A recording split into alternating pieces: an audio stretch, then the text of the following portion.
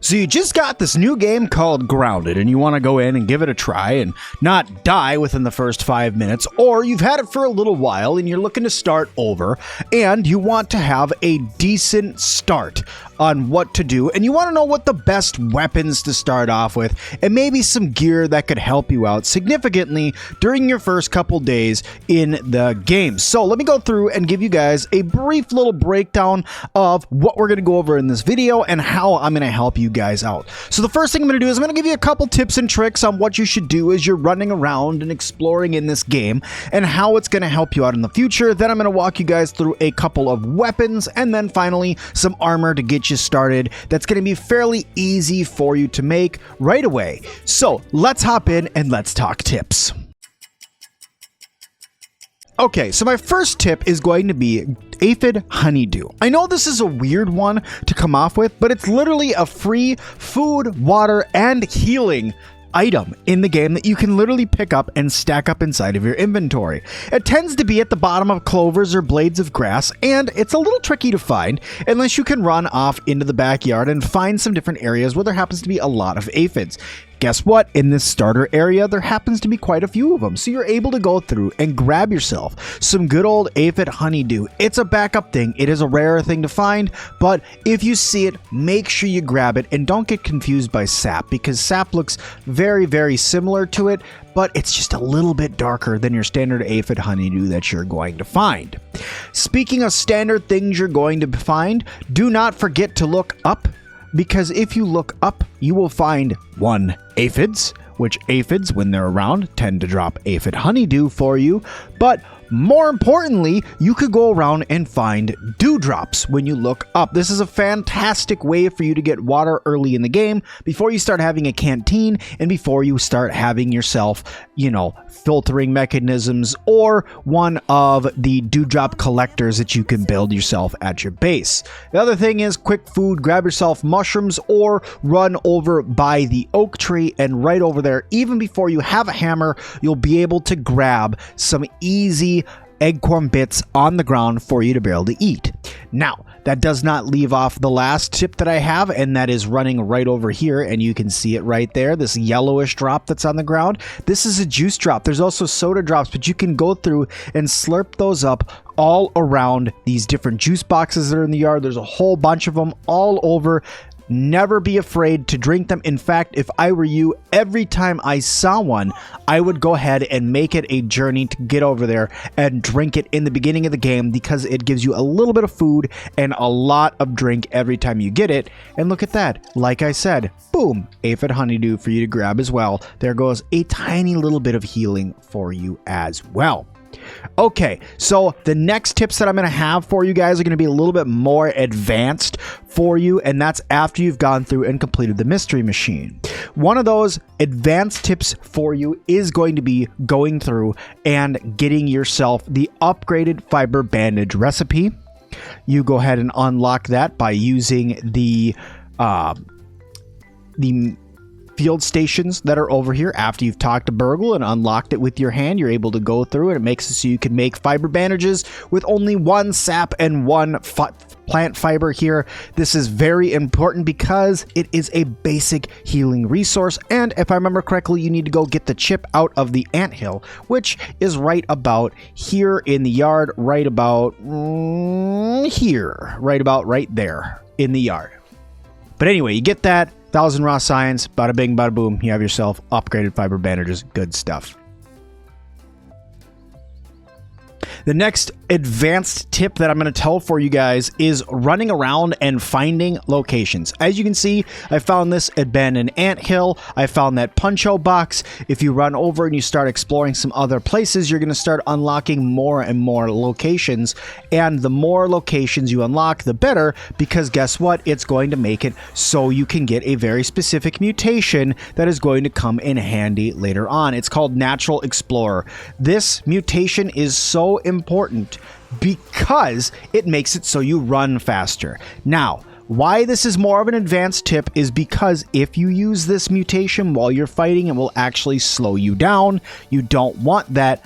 Avoid that. So you go through, you swap out with the new mutation setups that you can get, seeing how you have different loadouts that you can do here. You swap between a traveling loadout and a fighting loadout. You would use both of those. Very helpful for you, especially when you're just getting into the game. It's always good to be able to test things. I would also suggest that you test the scrolling of the quick select bar at the bottom and put different things down there, whether it's food or healing or smoothies, things like that. All of those things become important as you go through the game. Alright, so I promised you guys a couple easy weapons to get in the beginning of the game that I think that are super helpful, and I want to walk you guys through two of them. One of them is going to be a fast weapon, one of them is going to be a little bit slower, but both are good weapons to start the game off with. And the first one, you're going to need these guys right over here, these thistle needles. This is the easiest thistle bush to get to in the beginning of the game because there really isn't anything over here besides some ore weavers, which are easy to dodge, that are going to kill you unless you come over here at night. Avoid the wolf spiders.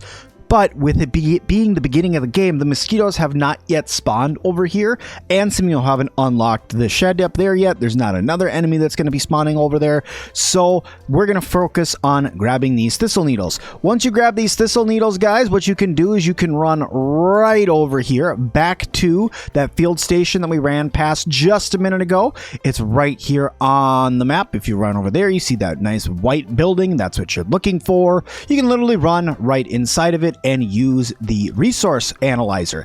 Use this, hit these thistle needles, and guess what? You're going to unlock a spiky sprig. This weapon is such an undervalued weapon in the beginning of the game, but I will tell you that I use that weapon to beat the first big boss in the game. Yes, I was wearing a decent set of armor, and yes, it was upgraded, but I use that one weapon to take out one of the bosses in the game, and I can use it to pretty much fight anything, but I do have over 1,000 hours of playing this game, so I can perfect block almost anything in the game, with the exception of the brand new boss that they added to the game. But the spiky sprig is a very, very, very powerful weapon because of a very specific thing that happens when you use it. It has this effect right here called bleed. Now, hitting something with a two-handed weapon is going to cause a significant amount of damage. Not a small amount, it's going to cause quite a significant amount of damage. It's a two-handed weapon. Especially in the beginning of the game, a two-handed weapon's damage is going to do actually quite a bit. But now, if you go ahead and add that up with the fact that you're also going to be doing a damage over time, which is what that bleed damage is, it's a damage over time, it's going to make it so the weapon's even more powerful and starts making it so, hey, when you're fighting an ant and it tries to run away, guess what? It bleeds to death. Or when you're going through and you hit, say, a weevil or a gnat or something, if you don't kill it right away, it's gonna die shortly after. Bad gnat, go away.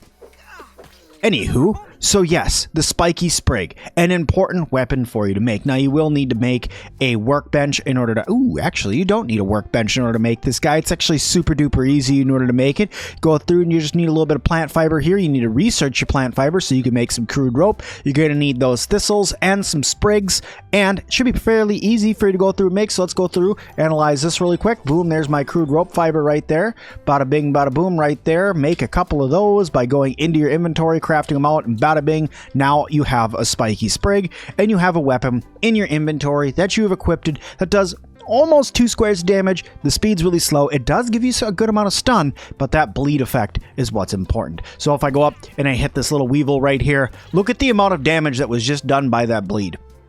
That bleed was insane. Now, this may be a mild game just to show off the easiness of the game, if you put it on mild, I guess, but also it's good for explaining, you know, what's happening in the game. But look at that. Look at the damage that's being done to the red worker ant. I'm not hitting it one more time. I hit the red worker ant once with this spiky sprig and it died. Like I said, this may be mild, but at the end of the day, being able to hit an ant one time and kill it with a weapon at the start of the game, that is powerful because you can go through and make yourself some ant armor with that, which is going to help with being more protected, but it's also going to help with building later on in the game.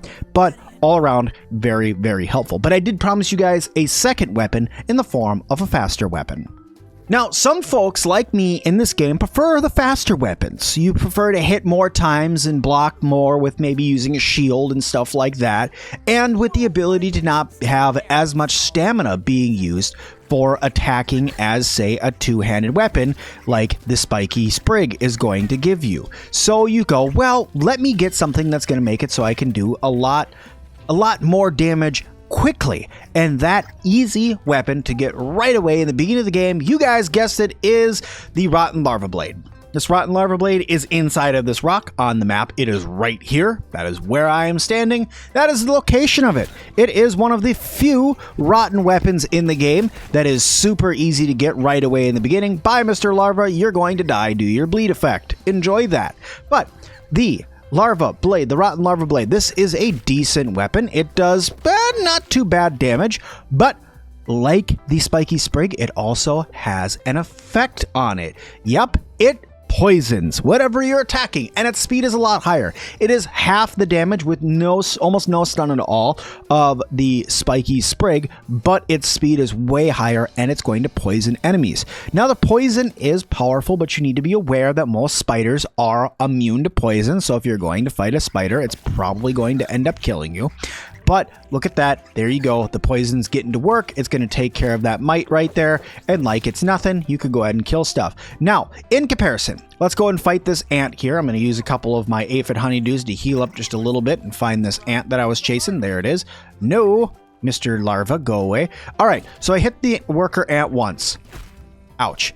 And now I'm going to sit here and wait for the poison to go to work. Now, notice how the poison is not nearly as strong as the bleed effect is. So just keep that in mind when going through and selecting which one of these weapons that you want. If you want a lot of damage over time and not have to hit things as much, go ahead and use yourself a Spiky sprig. Just be aware you will not be able to use a shield while using it. But let's chop over and let's go and talk about some armor. So within this video, I had promised you guys quick and easy ways in order to get powerful or give you some tips that's going to help you go through and survive this game. And one of those tips is going to be getting armor earlier in the game, right? And not getting junky armor in the beginning of the game. A lot of people are going to say, well, the first armor in the game that you should get is going to be the clover armor. Go ahead and get yourself an axe. You have to make it in order to cut down that blade of grass anyway, in order to activate the mysterious machine, all of that. That's great. But no, clover armor is good for later on because it lowers food and water drain. It makes it so you don't have to eat or drink as quickly. It's good for later on, maybe when you're doing some building and stuff and you have some different perks to help you out, stuff like that, when you're just not wanting to eat or drink as often. But coziness takes care of that. So really, all in all, the armor is meh right now, and it also has the least defensive value in the entire game. The next armor you may be jumping right towards right away is going to say, okay, well, let me run over and let me try to make some ant armor. Ant armor is decent as well, but once again, it's a medium armor. It doesn't have very high defense, and it's going to help with building, which is great, but when you're just starting, you may want something with a little bit more defensive value. So what I have is an easy to make armor set for you right away off the get-go, and that is the Acorn armor. Acorn armor to me is my go-to starter armor. I always use Acorn armor when I'm first starting a playthrough. I go through, I make myself a set of it. It's a great set of armor for you to go through and start off if you want to craft out some decent armor for you to use. In fact, most of the time, you can actually run over here, even without crafting a hammer, and pick up pieces of Acorn like this, and then you can go over and research it and be able to make yourself your Acorn armor, even without having a hammer. Although a pebblet hammer, come on guys, it's super easy to make. You just need a pebblet and some crude rope and a sprig. I mean, it's super easy to be able to make a pebblet hammer. Just make a pebblet hammer. You're going to need it for getting all the stuff later on, and it also has a very high stun on it that you can use. But say you wanted to go through and make yourself a little bit of Acorn armor. So there we go. One piece of Acorn researched, and look at everything you unlocked. Fantastic. And it gives you plus 15 brain power, which is good. But let's talk armor-wise. Okay, so we come over here, we're looking at armor. It's super easy. Those mites that you killed right away in the beginning of the game, in order to activate that mysterious machine button, guess what? That mite fuzz, if you went through and looted them, you just got mite fuzz. Nice and easy. Gets that done for you. Then the Acorn armor here, you need clover leaves. Also, super easy. This sap crude rope, like I said, super easy set of armor to make. It gives you okay defense for the beginning of the game, and it is heavy armor. Just be careful of that major threat bonus that it gives you there. That makes it a little bit more dangerous for you to actually have this armor on, but all in all, it is pretty good, and it gives you an uncrackable bonus when you have this armor, which makes it so your blocking is better, more or less. But if you don't want to go through and make heavy armor, say you want some light armor right away in the beginning of the game, and you want to be able to move a little bit faster, and you don't want to take the time to craft armor, well, you could go through and do something a lot more dangerous, which I don't advise if it's your first time playing Grounded, but you could do it if you're feeling spunky, and that is to go over into the red anthill, and you can go through and grab pieces of the set of Rotten Bee armor. Now, that Rotten Bee armor, it has a decent defense behind it, and its perk is okay, but what I want to point out with it is that it's rotten armor, which means it's going to break down really fast. Just like this rotten larva blade that I have in my hand, its durability is going to go down a heck of a lot faster than your standard built armor or weapon that you make. So you're going to be doing a lot more repairing with that armor than you are going to be doing with, say, a built armor. So could you go over to the anthill that is right over here, and you can run through. There's 3 different layers for you to grab it, and I'll run through and grab them for you here in just a second. But honestly, it's not really worth your time to do this. I'm just being honest. Right away in the beginning, when you first start, unless you want to do like a more advanced build, that's when you start going through and you do it. But let me grab a torch and I'll show you guys how to get to where the armor is.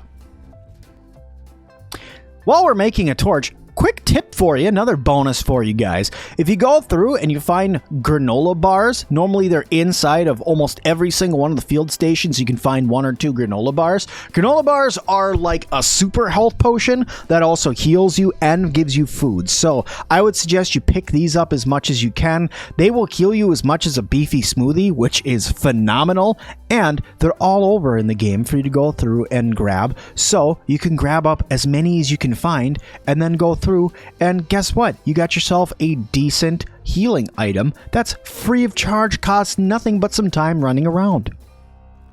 Okay, so as promised, I made myself a torch, and I'm going to show you guys how to run around in here. Now, I would never advise running around in the anthill without armor on to anybody who is not efficient in the game, but if you can get lucky or you're playing on mild, you should be able to run through here pretty good. Now what you want to do is run past straight down in here, avoid all of these guys, because those guys hurt. Those are soldier ants. You want to avoid those, and run into this main chamber room.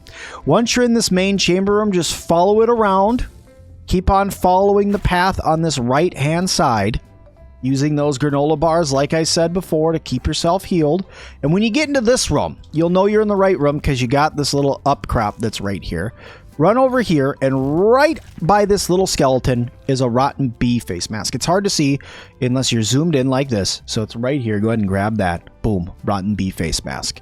Go through, equip that on, and guess what? You got yourself some decent armor. Now let's look at this armor in comparison to, say, the Acorn armor that we were talking about making. That Acorn armor face mask is only 1.5 defensive bars, where this, seeming how it is tier 2 armor, it gives you 2. But remember, it's rotten and it's light armor, which is going to make it so you can sprint longer, but the bonus it's going to give you is all around bows. Now, is that important for the start of the game? Not really. You're not really looking to maximize damage output when you first start playing the game and start building sets of armor for different weapons and stuff like that. That'll come important later on in the game. But for now, you ran up here and you grabbed this little rotten bee face mask. For the second part, land yourself up right against this stick, look down that hole right there and run towards it. So you run right down here. You'll know you're in the right spot because if you run over and there is a scabby right here for you to pick up, you know you're in the right spot. You run around and you end up in this room with a hole in the middle. Don't go down the hole yet. What you want to do is you want to run over here. You'll see some broken eggs, and guess what? Another part of a body right there. You can grab yourself rotten bee shin guards. You equip those up. Boom, now you have even more armor resistance. Then finally, you can go ahead and drop down this hole that's right here. And in this hole, you're going to be in a big room. You'll know you're in the right spot because you'll see a anthill chip that's right here. And you can go ahead and grab the final part right there for those rotten bee shoulder pads. And just like that, you now have yourself a good armor set right away at the beginning of the game, just like that. And you can see all I did was avoid some ants and I got this armor set. It comes with all sorts of good stuff. The anthill is a wonderful place for you to go through, practice fighting, go through and fight lots of different enemies. Down here, gather up all the materials that are in here for you. But there you go. I just got hit by a worker, a red soldier ant, and it really didn't do that much damage to me, even without perfect blocking. But as you go through, you'll learn how to play better and better and better, and you'll get more confident in your skills, which is going to allow you to go through and fight even more advanced things earlier in the game and make it so you could take on this anthill without a problem. You could start doing crazy things like going with no armor in woe mode into this anthill specifically to grab that armor set, dodging around all the different red ants, and coming through here and doing crazy things like grabbing all of the ant eggs in here at the beginning of the game, so that way you can make a bunch of bombs and go through and kill all the different enemies with bombs. But just be careful, because if you grab these ant eggs, the entire ant's nest gets really pissed off and tries to kill you. But honestly, guys, that is some basic tips and tricks, as well as some basic armor and weapons for you to start off the game of Grounded. This is the most updated guide that I've made so far, making it after the 1.1 update, and it's honestly a good starter guide for anybody who's looking to get into Grounded, or if you've been playing on a game for a long time and you're just looking to start over, maybe this tips and tricks will help you out as well. But thank you all so much. In the next one, we're going to be going over even more advanced tips and tricks and starting to talk even more about advanced armor and weapons.